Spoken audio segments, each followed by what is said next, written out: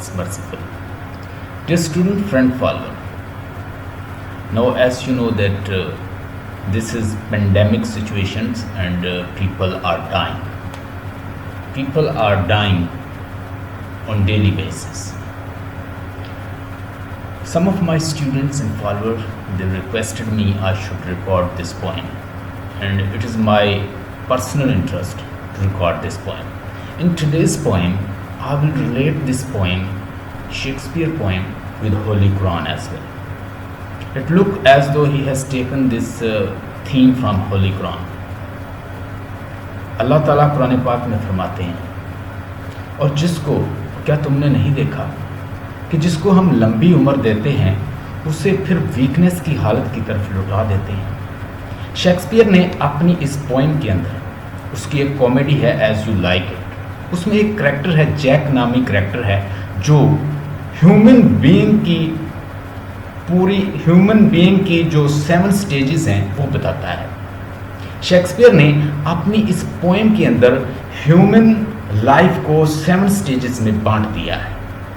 पहली स्टेजेस में डिस्कस करता है कि इंसान एक इन्फेंट, एक बच्चा होता है, उसके बाद वो बॉय बनता है, अल्टीमेटली उसने बताया कि वो एक लवर बन जाता है, फिर वो एक सोल्जर बनता है, फिर वो एक जस्टिस बनता है, फिर वो ओल्ड एज में आता है और अल्टीमेटली फिर अपनी चाइल्डहुड में एक बच्चा बन जाता है। क्या तुमने नहीं देखा कि जिसको हम लंबी उम्र देते हैं तो फिर उसे लुटा देते हैं उसी वीकनेस की हालत की तरफ? क्या तुमने नहीं देखा कि जिसको हम लंबी उम्र देते हैं उसको लुटा देते हैं उसी वीकनेस की हालत की तरफ? जैसे वो पहले बच्चा था, ना वो खा सकता था, ना वो पी सकता था, ना वो चल सकता था। He was only puking and mewling. तो वो 2 प्रोसेस कर सकता था, या वो म्यूलिंग कर सकता था और he can puke. So this is what Shakespeare is saying through his poem. अपनी पोएम के थ्रू वो आपको 7 स्टेजेस बताते हैं, और मुझे जो लास्ट लाइन है कि वो दोबारा बच्चा बन जाता है, वो होली कुरान की वो आयत याद आई, तो मैंने उसको चाहा कि इसको मैं रिकॉर्ड करूं और अपने ऑडियंस के साथ शेयर करूं। डियर स्टूडेंट, आज हम डिस्कस करेंगे all the world is a stage and all the main and women's merely players. They have their exit and their entrance. उनका exit भी है, उनका entrance भी है. And one man in his play, and one man in his time plays many role. He's a father, he's an uncle, he's a businessman, he's a teacher, he's a trainer, he is a brother, he's a husband. So it means one man plays many role. Shakespeare is taking this theme as though from Holy Quran. All the world is a stage and all the men and women are merely players. तमाम जो men और women हैं वो ऐसे लगता है, Shakespeare कहता है कि जैसे वो यहाँ पे प्लेयर हो, वो अपना एक ख़ास रोल जो है वो अदा करने आए। All the world is a stage and all the men and women are merely players. Merely mean महज, ऐसे लगता है कि वो just player हैं. They are just puppet in the hand of the stage directors and producer. They have given them task, you have to do this and that. It has been assigned, the duty we are performing over here, this is assigned by Almighty God and we are here performing as a role. You men, why don't you understand? You are not here forever. You have to die and you have to leave this. You have your exit and entrance. You people are not going to live forever. ये दुनिया मच्छर का पर है. We have to leave this world forever. We are not here for a permanent place. It's not permanent place. This is not heaven. There is good and bad.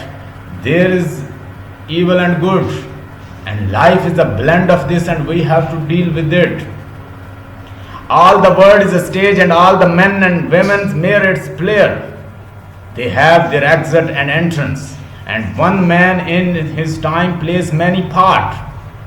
ये सारी दुनिया एक स्टेज है, and all the main and women's merely it's player, और दुनिया के तमाम लोग जो हैं वो यहाँ पे प्लेयर हैं, वो अपना रोल अदा कर रहे हैं. ये एक स्टेज है और उसके ऊपर हम अपने किरदार निभा रहे हैं. कोई पुअर है, कोई गरीब है, कोई रेडी वाला है, कोई अमीर बिजनेसमैन है. So all are playing their role, and one day we will have to leave this place and go for the final destination, for the hereafter. And one man in his time plays many parts, his acts being 7 ages, और उसका act जो है वो 7 edges में बांटा हुआ है. पहला मैंने बताया कि वो इन्फेंट है, वो एक चाइल्ड है, वो एक बच्चा है, फिर वो एक बॉय बनता है, फिर वो लवर बनता है, फिर वो सोल्जर बनता है, यानी लवर के बाद वो सोल्जर बनता है, फिर वो जस्टिस बनता है, एक जज बन जाता है, और फिर वो बूढ़ा होकर अल्टीमेटली 7 स्टेज में वो फिर बच्चा बन जाता है. His acts being 7 ages, at first he infant, और पहले वो एक इन्फेंट होता है, और म्यूलिंग एंड प्यूकिंग, और वो क्या करता है, चिल्लाता है. इसका मतलब चिल्लाना, कि crying, he is crying, he cries, and then puking, he is doing vomiting, वो वोमिट करता है या चिल्लाता है. इन द नर्स आर्म, एक नर्स के आर्म में नर्स ने उसे पकड़ा है. He is puking and mewling, so nothing else, meant to say he is unable to do anything, and when he will get age once again, he will turn into a child like form. Then the weaning school boys with the satchel, और फिर एक school का बच्चा बन जाता है जिसने bag अपने साथ पकड़ा हुआ है. meant to say he is gonna be a boy, school boy, no. and shining morning face creeping like the snail, और वो ऐसे जैसे कोई रेंगते हुए इंसेक्ट की तरह, एक रेंगते हुए जानवर की तरह फिर वो चलता है, और मॉर्निंग फेस की तरह, और स्कूल वो ऐसे रेंगते हुए चलता है. अनविलिंग टू स्कूल, और ऐसे लगता है कि जैसे वो स्नेल की तरह रेंगते हुए बड़ी मुश्किल से स्कूल जाता है. You see that when you are child you was unable to go to school, and you feel that we can't go to school, and unwilling to school. And then the lovers, और दूसरी अब तीसरी stage आ रही. No he has taken the form of lover, and no he is gonna sing some song for the beloved. You know that when you get mature enough, you are just like a more than boy. So in this age you started singing song, you writing poems, poetry, sonnets and something like that for the beloved. So here he is a lover now. He has taken the role of the lover. First he was a infant, and then boy, school boy, and ultimately he has turned into a lover, and he started writing poem for the beloved. Then the lovers sighing, sigh का मतलब होता है आहें भर, sighing like the furnace, ऐसे जलता है जैसे भट्टी में आग जलती है, आहें भरता है. He is sighing for the beloved and want to meet him, and want to write poetry, and want to sing some songs for the beloved with the woeful ballads, और उससे बड़े दुखी सॉन्ग गाता है उसके लिए.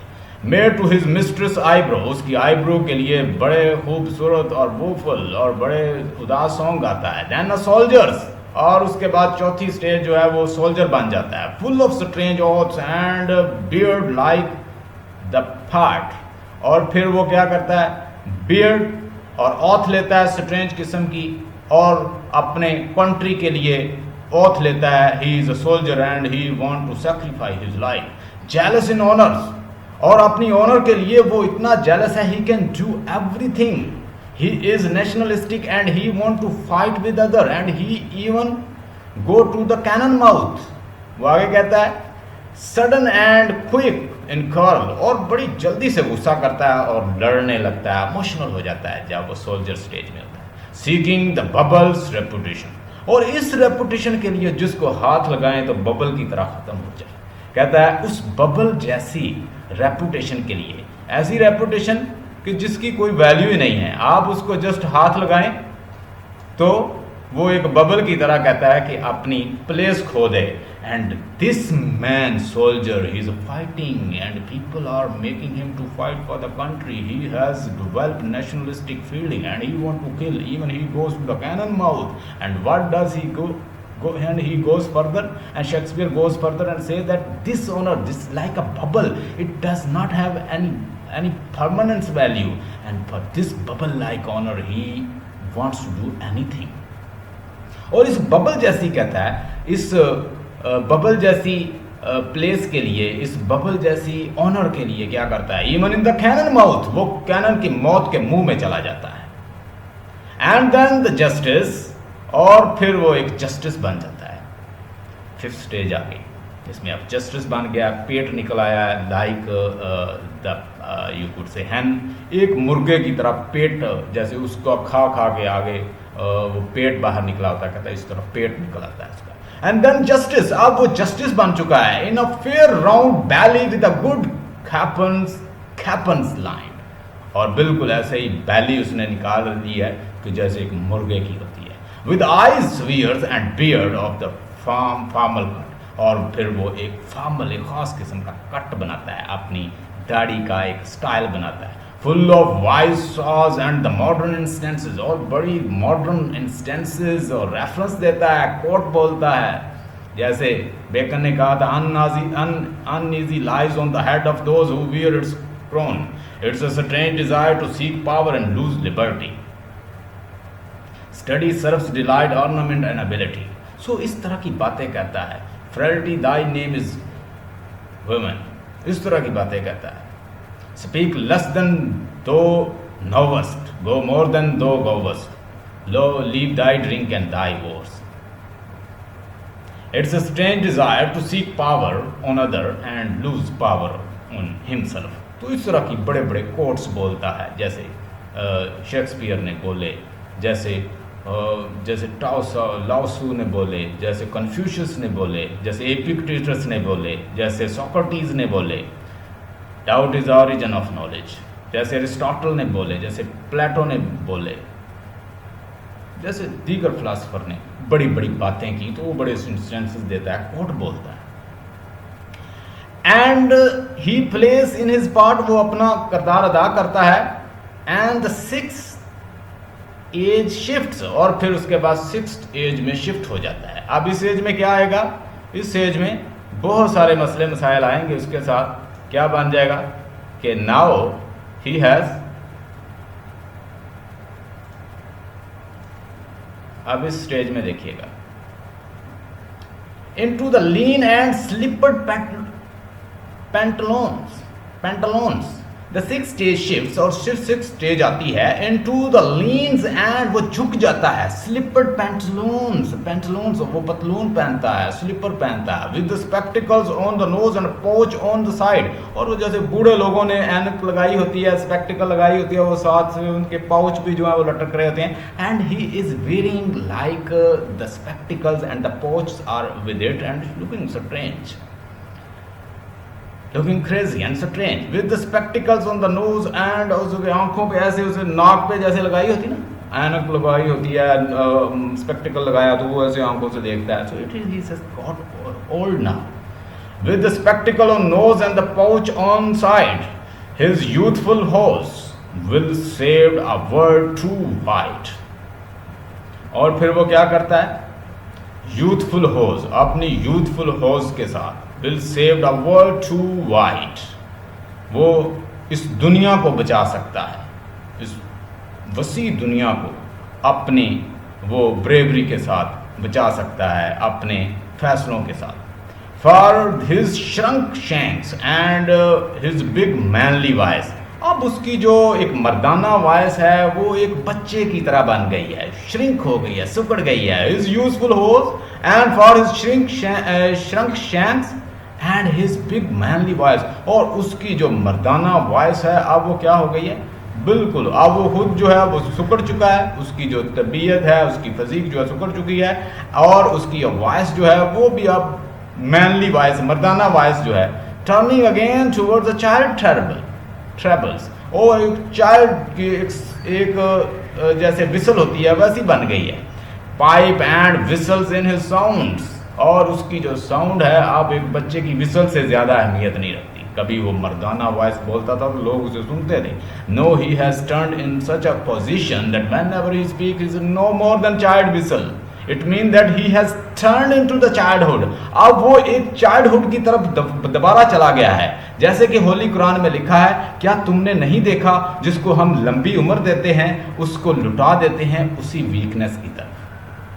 Here it is rightly said by Shakespeare, whenever a young person like that he get older age, what happens? He is just like a child. He can't take decision. He can't write. He can't take do work. तो बहुत सारे work वो अब नहीं कर सकता। That and the strange eventful history, और उसकी जो हिस्ट्री है, स्ट्रेंज हिस्ट्री जो है वो अब एंड होती है। Is second childness and mere oblivion. अब वो एक दूसरी चाइल्डनेस, उसकी पूरे जो बड़े बड़े वर्क थे वो ऑब्लिवियन, वो भूल चुके हैं लोग। And now he is mere a childness, he is in a childness position और स्टेट। अब वो दूसरी चाइल्डनेस पोजीशन में चला गया है। ना उसके पास दांत हैं, ना उसके पास अब बोलने को आवाज़ है, ना उसके पास आंखें हैं, ना उसके पास अब चलने को पाँव है, उसका सपोर्ट कर रहे हैं। तो 7 स्टेजेस यहाँ पे हम उसकी फाइनल स्टेज में आ गए हैं जब वो दोबारा चाइल्ड बन गया। तो अब उसकी पोजीशन क्या है? In a second childness and mere oblivion and sans का मतलब लिखें कि विदाउट, किसी चीज़ के बगैर होना। सांस टीथ, सांस eyes, sans taste, sans everything. No he has lost everything. अब हर चीज जो है उससे खो चुकी है, अब उसके पास कुछ नहीं है। सांस आइज, सांस टीथ, सांस eyes, sans taste, sans everything. ना तो उसके पास अब दांत हैं, ना उसके पास आंखें हैं, ना उसके पास टेस्ट है, ना उसके पास कुछ भी नहीं है।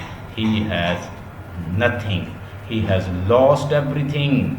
अब वो सब कुछ जो है उसके पास से जा चुका है, अब उसके पास कुछ नहीं है। So these are the 7 stage of Shakespeare. आज हमने 7 स्टेज ऑफ शेक्सपियर पढ़ी।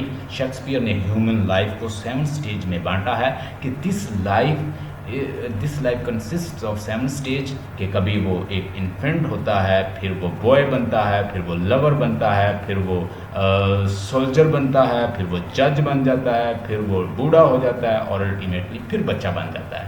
तो क्या तुमने नहीं देखा कि हम जिसको लंबी उम्र देते हैं उसे लुटा देते हैं उसी पोजीशन की तरफ जब वो पहले एक इन्फेंट था, बच्चा था, प्यूकिंग और म्यूलिंग इसके सिवा कुछ नहीं कर सकता।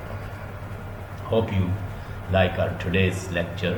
In this short lecture we have discussed the 7 stages of Shakespeare from his comedy work as you like it. Stay blessed and have a nice time. Don't forget to subscribe and like our channel. Our channel name is the ESL Academy. Share and like and get knowledge. Stay connected, learn and lead the world. Stay blessed and have a nice time.